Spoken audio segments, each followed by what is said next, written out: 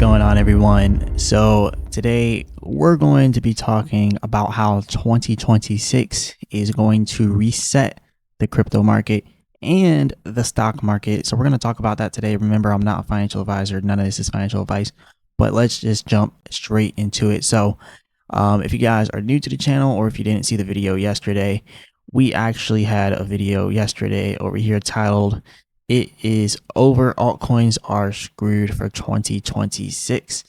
And I gave a whole bunch of reasonings why I thought the altcoin market would be done for 2026 and the crypto market in general.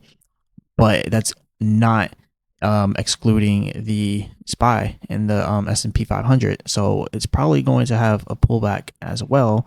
And I've been doing some research, and I've seen some things that definitely let me know that we're probably going to have a nice little hefty pullback for next year for the S&P 500. But towards the end of the year, it seems like some things are going up. You know, we have Zcash increasing. We have Zcash up 8%. And we have a lot of different stocks up as well. We have the S&P 500 here at the all-time highs right now, actually, in the SPY. You can see Tesla pushing new all-time highs as well. Let me take off all those drawings. I day trade Tesla, so if this looks crazy, just know like there's a lot of info here in, you know, little micro and macro resistance and support lines that actually match up for the minute chart. But, you know, it's besides the point. I know it looks absolutely crazy. Y'all are probably like, this guy does not know what he's talking about. But trust me, this is works very well for my day trading. But anyways, looking at Tesla, Tesla is pushing new all-time highs. And we're seeing a lot of things time and time again are doing the same exact thing. So it's not only Tesla, it's the S&P 500, which we can see here, the SPY pushing new all-time highs. Apple pushing new all-time highs. Netflix, they already did, and they had a stock split, so that caused them to drop as well. But look at everything. Look at the %R trend exhaustion tracking the trends here. Even on Netflix, we're seeing the pullback here on the %R trend exhaustion. So we're also seeing on the MACD that we're completely overbought here for Netflix. And you can see all the way up here, it's completely overbought, and we're already switching to that selling pressure right now. So a lot of selling is coming into the market. So that's something that you definitely have to be aware of. We could pull back a lot more than expected. I mean, even Netflix could pull all the way back down to about $70. If you look here, that's right above that resistance line all the way back here. So $70 isn't too far-fetched when we're talking about Netflix. So there's a possibility that we could see it pulling all the way back down there to 70, right? And then we have Amazon. Amazon is pretty close to all-time highs. All-time highs are about 260.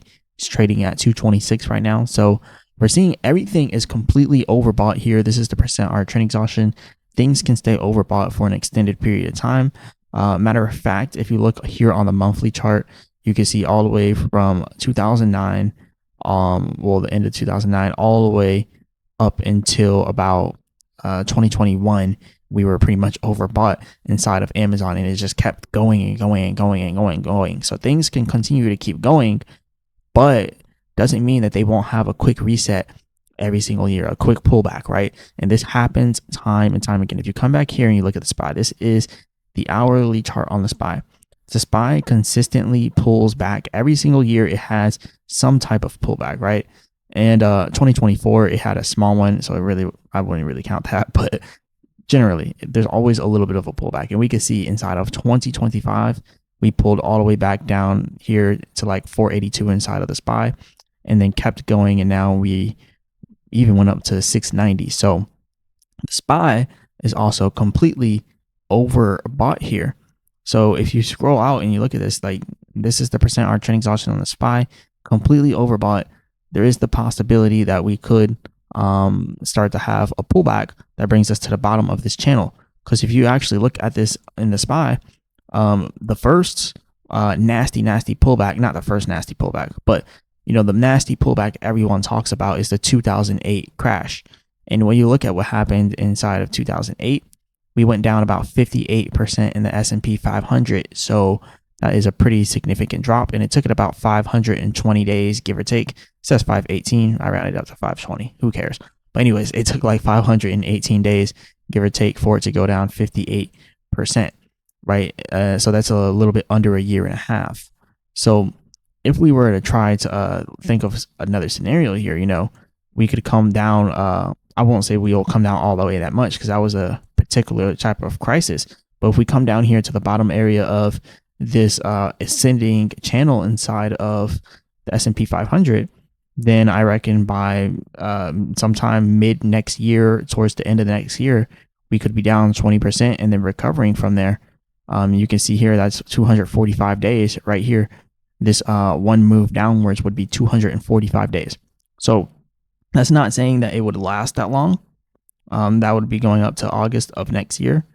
But if you look at previous performance, and you look at how long it took for previous performance, 120 days on this pullback here. You come back to this other pullback that we had from 2022 all the way down here till the October 2022, January 2022 to October 2022. That took 273 days. It was a 25% drop in 273 days. So again, if we're going to have a decent pullback here, then we could quite possibly see something like that happening. And some people can be like, hey, no, we'll just break out of the channel. Well, maybe we pull back, a quarter of the way or halfway and then continue up inside the channel because the channel is going to continue upwards as well. And that's another thing as well that we could see. We could see a slow grind upwards as the channel just continues and continues and continues.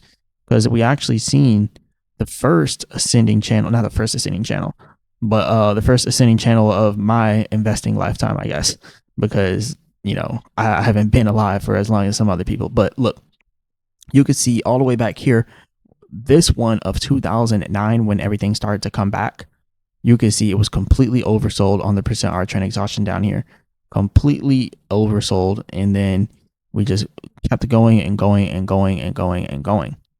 And as it goes through this huge channel, this is from 2009 all the way to the top of the channel in 2018. And then in 2019, it switches into the new ascending channel. And this new ascending channel is the one that we have been trading in since 2019. And this new ascending channel comes all the way out to where we are now in 2025. So a full 6 years of being in an ascending channel. So there is that possibility that we can see that pullback out of it. There's also the possibility that we don't see a big pullback at all and we just break out. Because remember, the first ascending channel down here, we broke out of it to the upside. At the end of that ascending channel, we broke out of it to the upside. Look, from 2009 till 2018, well, 2019. So essentially, 2018 is technically the one for this, but essentially that is about 9 years. 9 years in the making of going through this ascending channel. This current ascending channel in the S&P 500 that we are in right now, we've been going through for 6 years. So, like I was saying before, there's a possibility that this could continue and can continue and can continue. It can continue further than any of us can really expect, because we really don't know when it'll stop. So the reason why I'm saying this is because, like, what if we have a small pullback, like a reset for 2026, right? And then here, this is June 26, going into the end of 2026, end of 2027, breaking out again. And then sometime July 2027 coming down and then continuing an uptrend here. So there's a possibility that this could keep going and going and going forever. Not forever, but the Fed just now printed a lot more money. I think it's like 41 billion. But they actually passed something where they're now literally creating $41 billion out of thin air every single month. So they're pretty much adding liquidity to the market.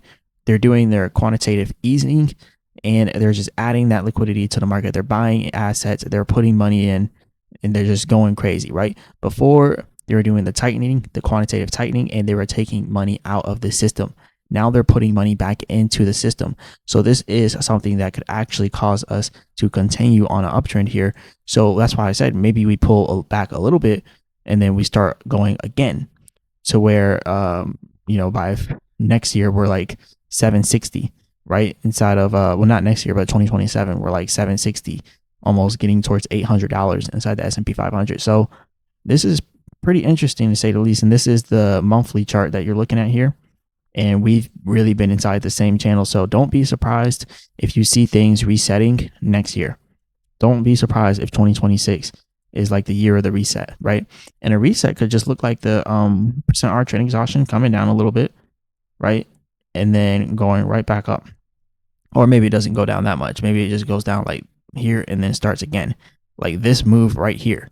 And if you look at what that move right there looks like, that was this right here. So that was a pretty big move in everybody's eyes. In the time being, it looked like a pretty big move. When you come back here, it was fairly significant actually. This move was the February to April of 2025 drop, and that's pretty much when Trump started applying all these tariffs on China and all these other countries, and the tariff war thing, and that's when everything dumped. And it seemed like the biggest thing in the world. But when you take things and you put them in the macro perspective and you look at it in the longer time frames, you just notice that it's really just a drop in a bucket. Like this was a 46-day time period, right? Like we were in a bear market for 46 days and people were freaking out. Okay. February, March, April, and people were freaking out. And the reason why I'm talking about this is because we might see something similar to where for the next 2 to 3 months, I mean, we might just be trending downwards and people might be freaking out. So that's all I'm saying. Like, don't freak out if you start seeing things trending downwards and then out of nowhere coming back up. So 2026, I think, will be the reset year. We already looked at Tesla. We looked at, but we really didn't do too much technicals on Tesla. But I have too much trading stuff on here. I day traded too much. Let's take all that off. So Tesla is also inside of a ascending channel. This is more of a short-term one because I was swing trading it, and I was also day trading it. But we're also trading inside of another macro pattern here on the daily chart, and this is actually called a ascending triangle, which is actually a bullish signal. So there is a possibility that we could probably see Tesla like break out anytime soon, like any moment now. Tesla could literally just start breaking out. So currently we're at what, 484. If it breaks out, this could end up being a little push up and then another pullback and then a continuation, because if you look over here, it's already completely overbought. But obviously we know that these things can stay overbought for longer than expected. So I would say Tesla might be that outlier actually that, you know, continues upwards. And still, like I was saying before about the SPY could still continue to push upwards. It could do these small pullbacks and then continue upwards. Small pullbacks, continue upwards, right? But more than likely, we're going to get this pullback to the support around 590 and continue up, or we're going to go all the way down to like 525, 530 and then continue up. So that's, that's just something we're going to have to wait for when it comes to Tesla. Now, we also have Meta down here. I'm actually currently trading Meta right now. And Meta is one of those stocks that has been discounted a little bit. And actually, before we go on, let me do this real quick. Let me just go ahead and come back here to Tesla and bring back my beautiful drawings there, because that's gonna mess me up when I want to go day trading. I'm like, where are all my levels at? But anyways, I just got distracted. I thought about that. I'm like, no, I need that. But anyways, we're coming back here to Meta, and we're actually inside of a bullish expanding triangle here. So these aren't the most reliable patterns. They're not reliable at all, actually. I wouldn't rely on a bullish expanding triangle. But if we are to continue on an uptrend here inside of Tesla, I'm targeting 746 on the next pump here. There's massive resistance around that area. So that's an area that I would like to get out at if we do have a breakout that brings us back up there. I'm targeting 746. So yeah, I'm currently doing like a swing trade right now with some options inside of Tesla, inside of Meta. But there's a high probability, not a high probability, but there is a probability that it does not go all the way up there, because if we actually do a hard pullback inside the SPY, it could bring Meta down with it, right? And right now, this is looking like a double top when we look at the SPY. So this right here is a classic look of a double top. And double tops are bearish. I mean, every time we get double tops, we always pull back. We always have massive pullbacks. This is what I'm looking for. All the way up here, you can see the double top. It's pretty bearish, right? And we always see the double top before things crash.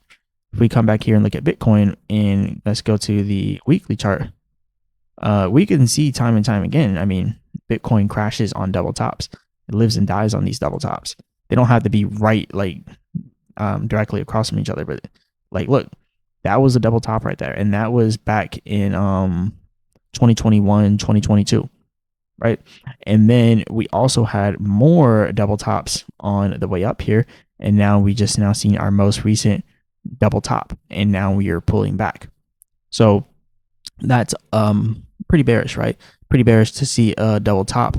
And again, we were seeing that when we're looking here at the SPY, and now we're seeing that inside of other things too.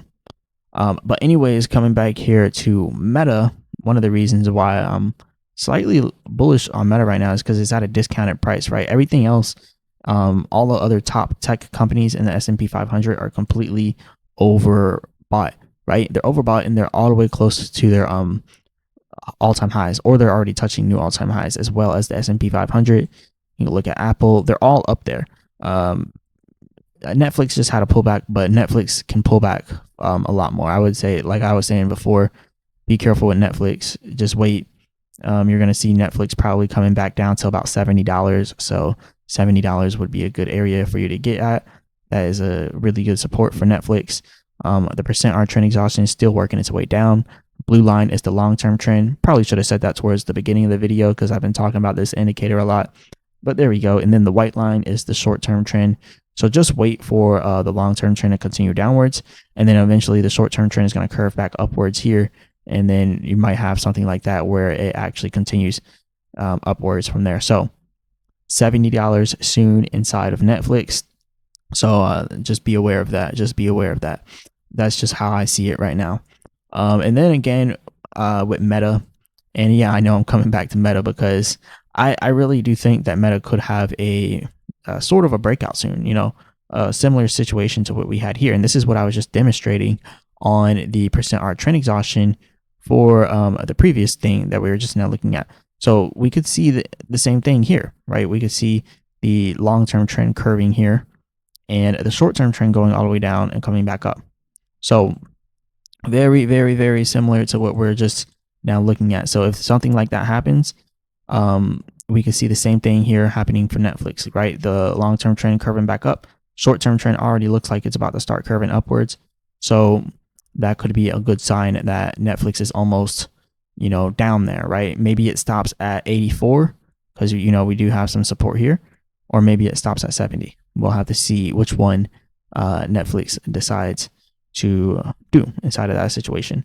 And then on the daily chart here inside of Meta, we're also seeing a new wave of buying coming in. We're seeing the blue line, the long-term trend curving upwards here, and the short-term trend start to come down, but it's going back up with the long-term trend, which is a pretty good signal there for us. And then the 4-hour chart, I mean, it looks pretty nice. Like the long-term trend slowly but surely increasing, right? And the short-term trend keeps going up and down. But, you know, as long as that blue line, the long-term trend continues to increase on the %R trend exhaustion, that's a pretty good thing. So I think that we're about to get some buying pressure coming in. Hopefully we do soon. And then here on the MACD, it does look like we're switching a little bit into buying pressure as well. So hoping we can see all the way up to 746 on 746, 740, somewhere there on Meta. And that would probably be a really good trade. Let's see if it does go all the way up there. It's about 13% inside of gains from here. But when you're looking at it from options, this would be like a 80% gain trade that I would be doing. So let's see if this thing works. But yeah, I already have my sell order set and I'm holding it, and let's see if it works. If it doesn't, I have the expiration date set to a whole year out. So it'll be good either way. But yeah, moving on to this, let's get into some of the crypto things. And before we start with some of the altcoins, definitely go ahead, hit the like button and subscribe, everyone. Remember, I'm not a financial advisor. None of this is financial advice. Become a member of the channel. It's only $9.99 per month. And I'll do a technical analysis video on any stock or crypto that you want me to go over, as long as it's not some type of low cap scam coin or some type of low cap stock, some penny stock. I'll go over anything y'all want. So become a member of the channel, only $9.99 per month, and I'll do a technical analysis video on anything, right?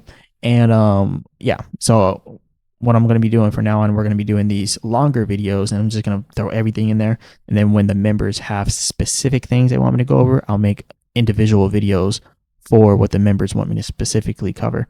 So shout out to the members.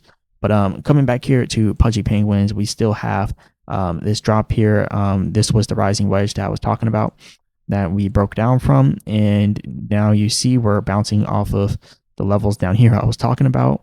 I was talking about 0.008 as a good buy level, and if 0.008 gets broken, then we're looking for 0.005, and I think 0.005 could be coming soon, because if we see Bitcoin dropping down to 75K, we will see Pudgy Penguins hit 0.005. So that's like the equivalent for Pudgy Penguins when you look at Bitcoin. So that's pretty much what we are looking at here.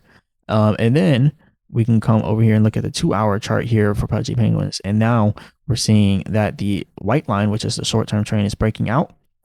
But the blue line, the long-term trend, is not. And we see this time and time again. We always see this before pullbacks, actually.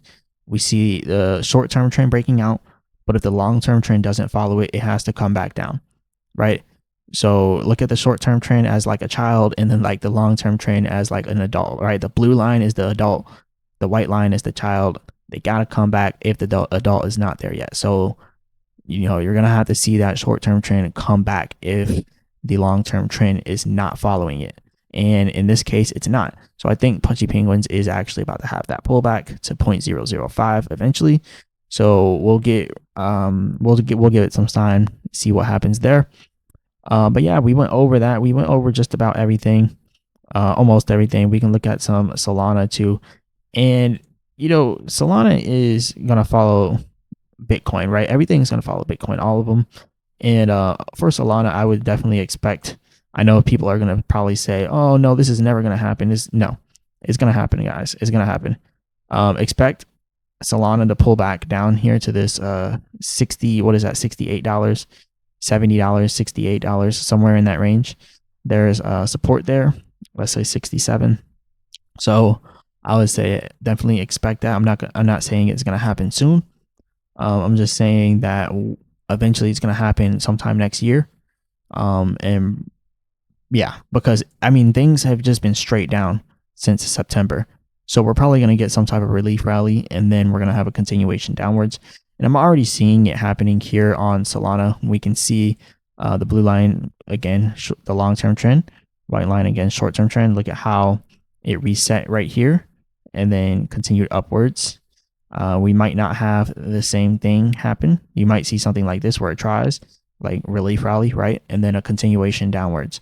So don't say I didn't warn you. So anyways, Ethereum didn't quite have the same type of run as Bitcoin. It did a double top back here, and then it did the same thing here, and then it just kind of died down. So, well, it didn't do the same thing here necessarily, not a double top, but it did one here.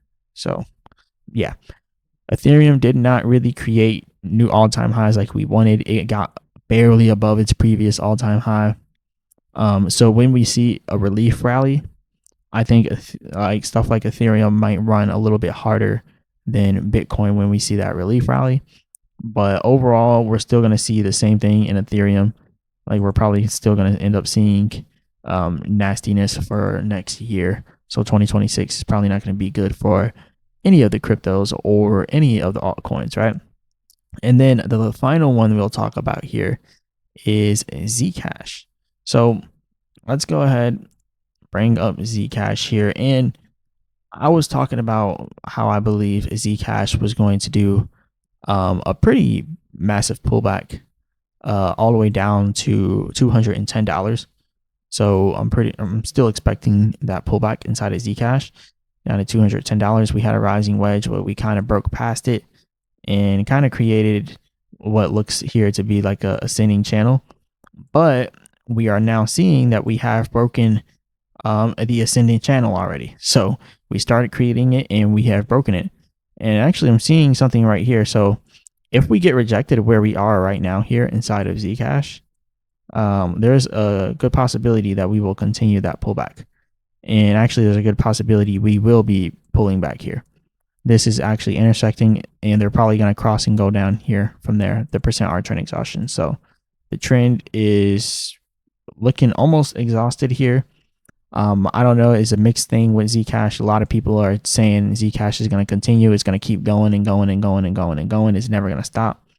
I don't believe that. We're at a heavy resistance on the hourly chart for the %R trend exhaustion. The MACD is showing that we have a lot of buying pressure, but that one lightly green shaded candlestick could be the start of the sell-off that we see time and time again. So we might actually see that same sell-off happening again. So yeah, we could see that pullback, and that could be what brings us down even further. So again, when you look at Bitcoin, when you look at Zcash, it looks exactly the same. This is exactly the same as this. So it's literally the exact same. And yeah, you literally just have to be patient. The only thing that's different is when you go to Bitcoin, you see Bitcoin broke down below its rising wedge. Whereas when you go to Zcash and you look at that, it broke above its rising wedge, but I just now turned it into like a ascending channel because that's pretty much what it is. So yeah, if we start seeing Bitcoin continuing to dump from here, then you're gonna know that we're probably gonna end up seeing Zcash hitting $210. So don't say I didn't warn you. Yeah, just pay attention to it. Just pay attention. But anyways, this is pretty much all I got for you guys today. If we see a relief rally in Bitcoin, just know it's probably going to be a bear trap. Especially if we don't pass 109K. That is significant resistance because it was once significant support for us. And it's also the resistance area that was most significant back in 2024. So, and also even before 2024, when you look at this level, right, at like 108K, 109K, it looks exactly like how we had back here inside of 2021, 2022. It's the same exact double top situation. That's going to play a very, very important role. Double tops are always bearish. Double top right here and back in 2020, 2021, 2022, double top right here. Those are bearish. So, there's really nothing that you can do about that. So that's why I said if we start to see a relief rally and we do not pass 109K, then it's a bear trap. If we hit 108K, get rejected, can't get past 108K, can't continue upwards, then that is a bear trap, and there's going to be a massive bear trap if that happens. So yeah, pay attention to that. So if we go below 74K, the bears have taken over. If we go above 108K, well, 109K, 108K, 109K, same thing, then the bulls have taken over if we get above that level. So yeah.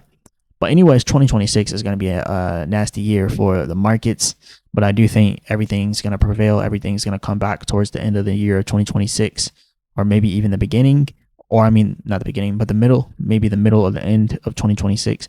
We should see those recoveries. Again, everything is so completely overbought. Like, I can't even stress enough how much overbought all these different cryptos and stocks are. So anyways, this is pretty much all I got for you guys today. And yeah, hit the like button, subscribe, all that good stuff. Remember, I'm not a financial advisor. None of this is financial advice. Members of the channel, let me know in the comments what you guys want me to cover next. I'll make an individual video on those for you guys.